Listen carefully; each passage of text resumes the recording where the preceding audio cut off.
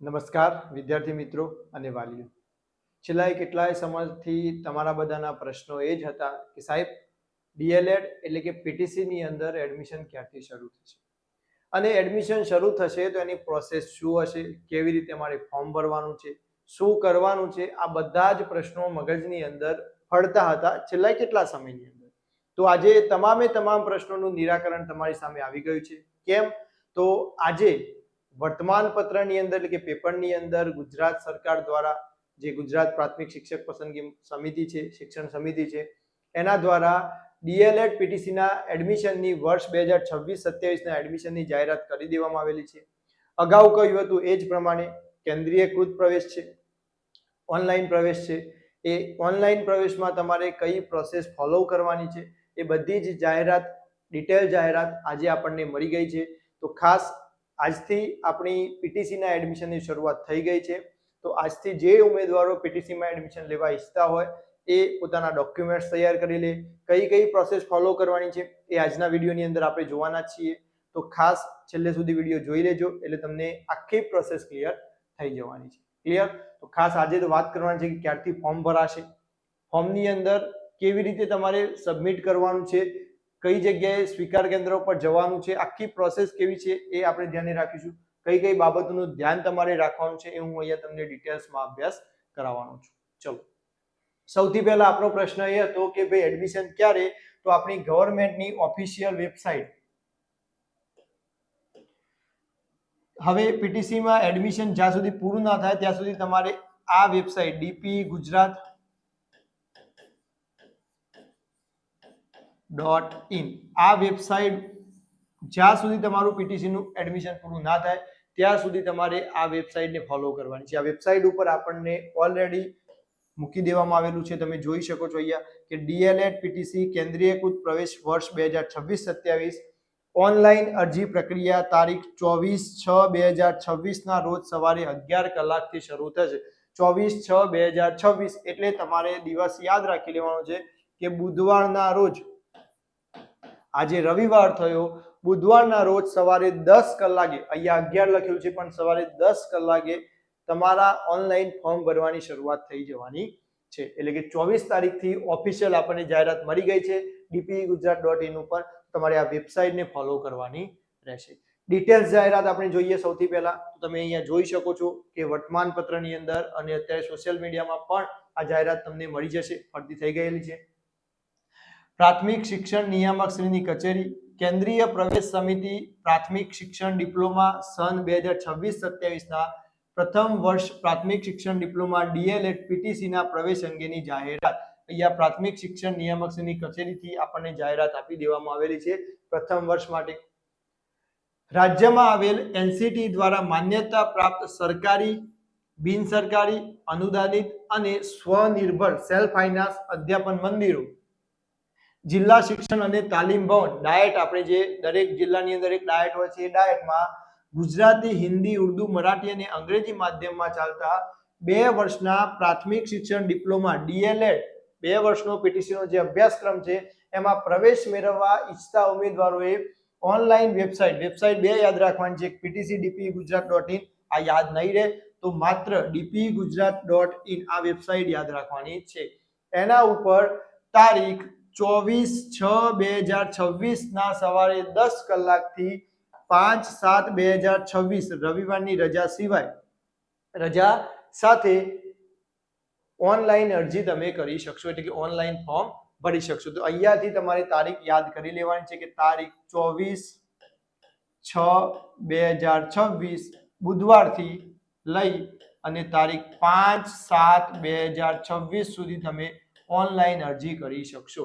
એકલી ઓનલાઈન અરજી કરશો તો મેળ આવશે નહીં. એટલે કે ઓનલાઈન ફોર્મ ભરાઈ ગયા પછી જેવી રીતે વિદ્યા સહાયક ભરતીની અંદર હોય છે એવી જ રીતે તમારે ઓનલાઈન ફોર્મ એકવાર સબમિટ થઈ જાય, ભરાઈ જાય, સેવ થઈ જાય, એના પછી એ ફોર્મની પ્રિન્ટ કાઢી અને એના પાછળ જેટલા પણ ડોક્યુમેન્ટ્સ છે એ બધા ડોક્યુમેન્ટ્સ જોડવાના છે, સ્વપ્રમાણિત કરવાના છે. એ સ્વપ્રમાણિત કર્યા પછી આપણી dpgujarat.in ની જે સાઇટ છે એના ઉપર સ્વીકાર કેન્દ્રની યાદી આપેલી હશે. દરેક જિલ્લાની અંદર એક સ્વીકાર કેન્દ્ર મૂકેલું જ હશે, એનું સ્થળ, યાદી બધું જ એની અંદર આપેલું હશે. તો એ સ્વીકાર કેન્દ્ર ઉપર આપણે એ બધું જ ડોક્યુમેન્ટ્સ અને જે ફોર્મ ફિલઅપ કરેલું છે એ લઈ અને સ્વીકાર કેન્દ્રમાં જવાનું છે. આપણે કોઈ પણ સ્વીકાર કેન્દ્રમાં જઈ શકીએ છીએ. આપણે નજીકનું જે સ્વીકાર કેન્દ્ર હોય ત્યાં જવાનું. ત્યાં જઈ બધા જ ઓરિજિનલ ડોક્યુમેન્ટ એમને આપવાના, સાથે સાથે નકલો આપવાની. એ ત્યાં પ્રમાણિત કરશે અને ત્યાં આપણે જે પણ નિયત કરેલી ફી છે એ ફી ભરવાની. ત્યાં આપણે ફી ભર્યા પછી આપણને ત્યાંથી જે પાવતી આપે એ પાવતી આપણે સાચવી રાખવાની રહેશે. તો કેન્દ્રીયકૃત પ્રવેશ ઓનલાઈન પ્રવેશની અંદર બે વસ્તુ યાદ રાખવાની છે તમારે કે ભાઈ 24 થી 5 તારીખ સુધી તમારે ઓનલાઈન ફોર્મ ભરવાનું છે. એ ઓનલાઈન ફોર્મ ભરાઈ જાય એના પછી એની હાર્ડ કોપી લઈ અને નિયત નજીકના સ્વીકાર કેન્દ્ર ઉપર જવાનું છે અને ત્યાં ફોર્મ સબમિટ કરાવવાનું છે. જ્યાં સુધી સ્વીકાર કેન્દ્ર ઉપર આપણે ફોર્મ સબમિટ નહીં કરાવીએ ત્યાં સુધી આપણું ફોર્મ માન્ય રહેશે નહીં. આ મગજની અંદર ક્લિયર કરી લો. ક્લિયર? ચલો, તો અહીંયા આપેલું જ છે, તમે જોઈ શકો છો.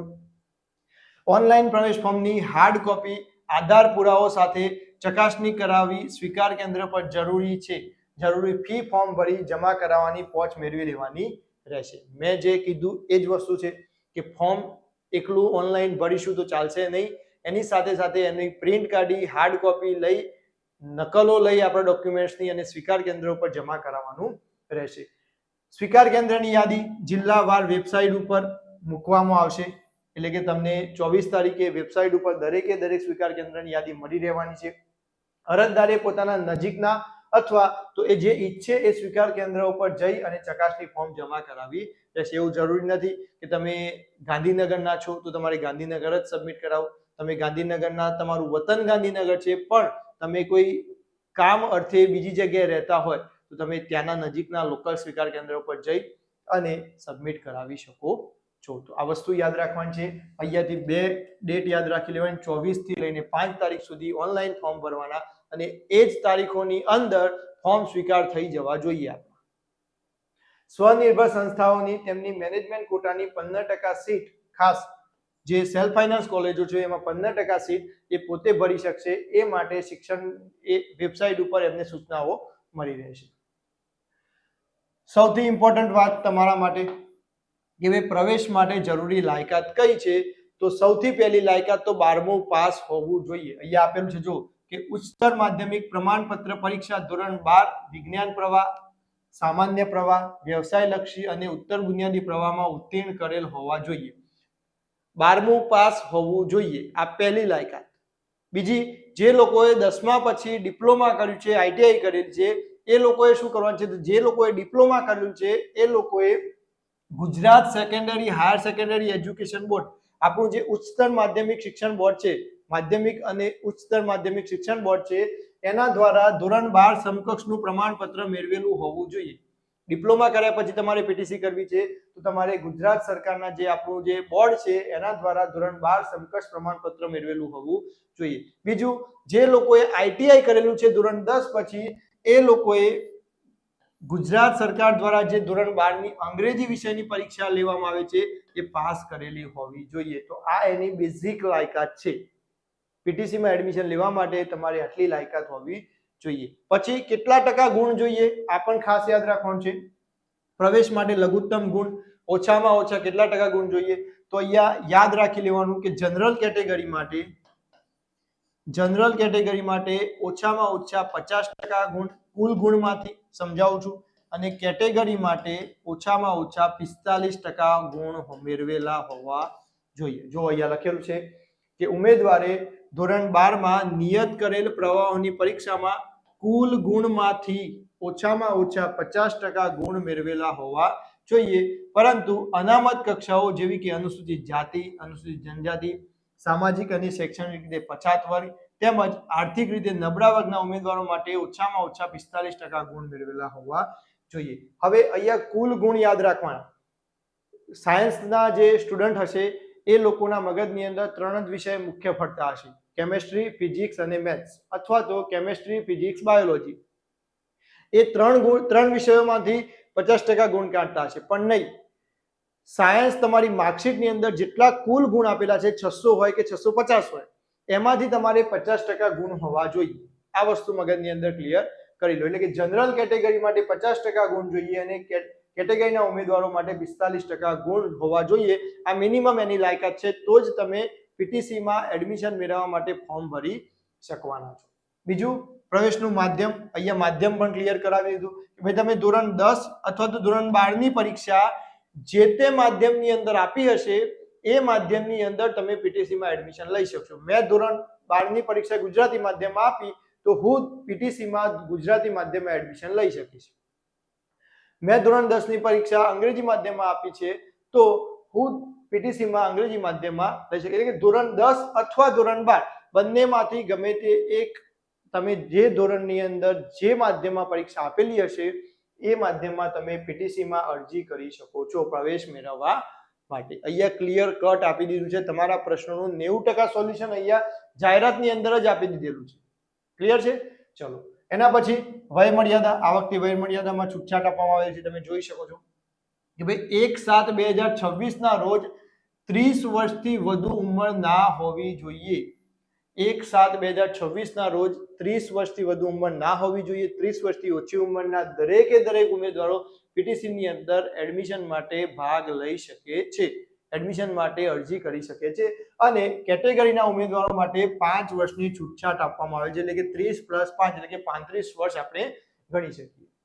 એના પછી અનામત બેઠકો પણ આપી દીધેલી છે કે ભાઈ અનુસૂચિત જાતિ માટે 60% બેઠકો, અનુસૂચિત જનજાતિ માટે 15% બેઠકો, વિકલાંગ ઉમેદવારો માટે જે તે કેટેગરીમાં આવતા હોય એમાંથી 5% બેઠકો એમના માટે છે.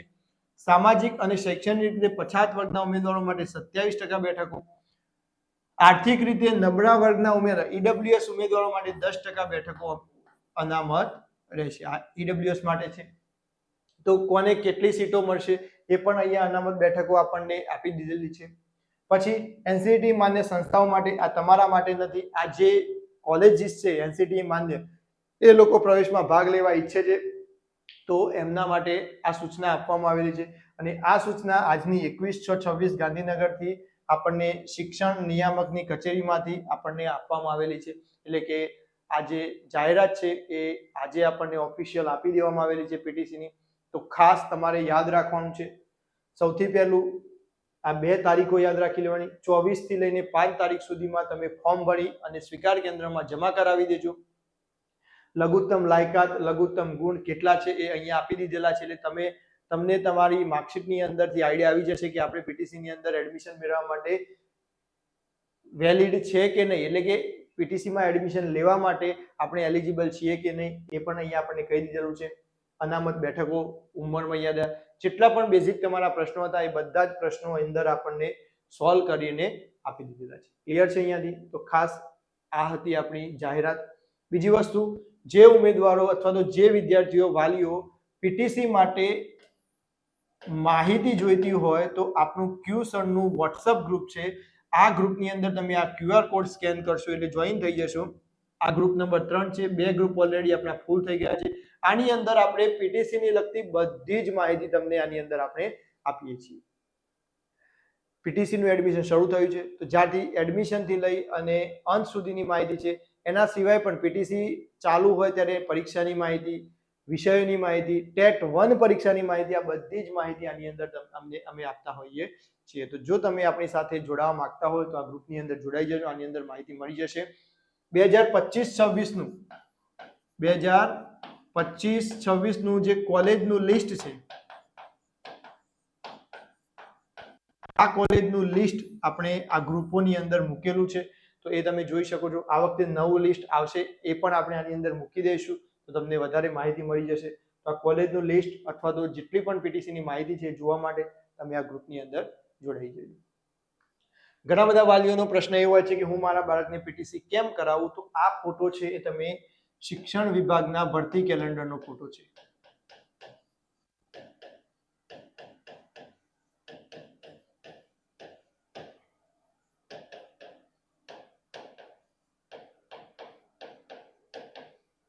આ જે ફોટો છે એ શિક્ષણ વિભાગનું 10 વર્ષનું ભરતી કેલેન્ડર છે કે આગામી 10 વર્ષની અંદર અમે શિક્ષણ વિભાગમાં આટલી ભરતી કરવાના છીએ. અહીંયા જોઈ શકો તમે 2024 થી 2033 નું છે. તો એની અંદર તમે જોઈ શકો છો અહીંયા કે પ્રાઇમરી ટીચર ક્લાસ 3 જે 1 થી 5માં શિક્ષક બનવા માટેની લાયકાત છે એ પીટીસી છે અને એના ઉપર પ્રાઇમરી ટીચરની ભરતી થાય છે એ તમે જોઈ શકો છો. ભાઈ 2024 થી લઈ અને 2033 સુધી કુલ 63,615 શિક્ષકોની ભરતી કરવાની છે. એટલે બહુ મોટી ભરતી છે. આવનાર સમયની અંદર પીટીસી નો ક્રેઝ સૌથી મોટો છે. કેમ? કારણ કે તમે જોઈ શકો આવનાર સમયની અંદર સૌથી વધારે ભરતી પ્રાઇમરી શિક્ષકોની થવાની છે. તો અત્યારે પીટીસી કરેલું હશે તો તમારું બાળક ટેટ 1 માટે એલિજિબલ રહેશે અને ટેટ 1 માટે એલિજિબલ રહેશે તો એ સરકારી શિક્ષક બની શકશે. અને હાલ સરકારી નોકરી સૌથી ઝડપી મેળવવી હોય તો પીટીસી સૌથી બેસ્ટ રસ્તો છે. ધોરણ 12 પછી પીટીસી કરાવો. પીટીસી નું પહેલું વર્ષ પૂરું થાય એટલે ટેટ 1 પરીક્ષા માટે એલિજિબલ થઈ જાય છે. પહેલા વર્ષની અંદર બીજા વર્ષની અંદર જો તમારું બાળક ટેટ 1 પાસ કરી લે છે તો એને સીધી કોલેજ પૂરી થાય, પીટીસી પૂરું થાય ને તરત જ નોકરી મળી રહેવાની છે. તો સૌથી નાની વયની ઉંમરે નાની વયમાં એ સરકારી નોકરી મેળવી લે છે. એટલા માટે અત્યારે પીટીસી કરાવી શકાય. ક્લિયર? ચલો, જરૂરી ડોક્યુમેન્ટ્સ કયા કયા છે? આટલા ડોક્યુમેન્ટ ટેન્ટેટિવ યાદ રાખવાના તમારે. આનાથી વધુ ડોક્યુમેન્ટ આવશે તો આપણે તમને જાણ કરીશું, પણ આટલા ડોક્યુમેન્ટ તો તમારી પાસે હોવા જોઈએ. જો શું કહે છે ભાઈ, ધોરણ 10 ની માર્કશીટ, સ્વપ્રમાણિત નકલ. સ્વપ્રમાણિત નકલ એટલે કે તમારી પોતાની સહી વાળું, નીચે સેલ્ફ કરી અને પોતાની સહી કરી લેવાની એટલે સ્વપ્રમાણિત થઈ જશે. ધોરણ 10 નું ટ્રાયલ સર્ટિફિકેટ. ટ્રાયલ સર્ટિફિકેટ ન હોય તો એને મેળવી લેવાનું.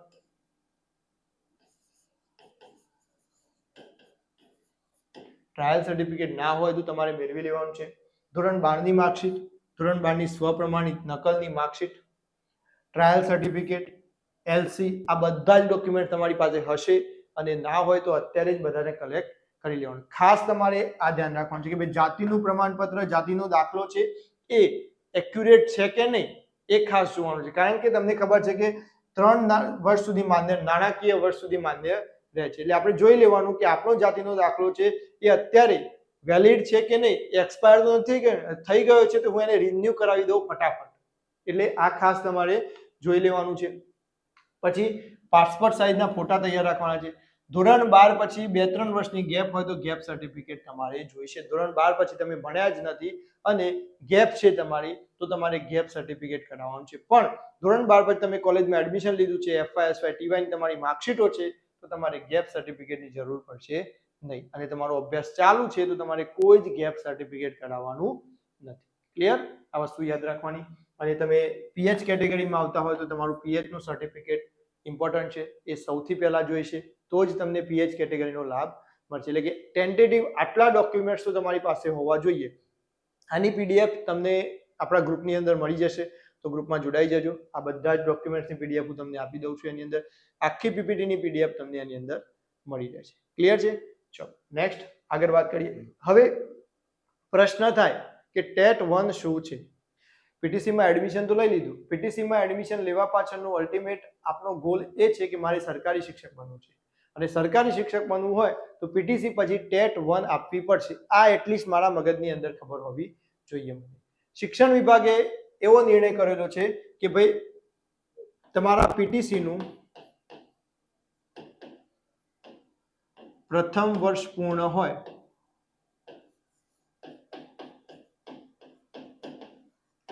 તો તમે ટેટ 1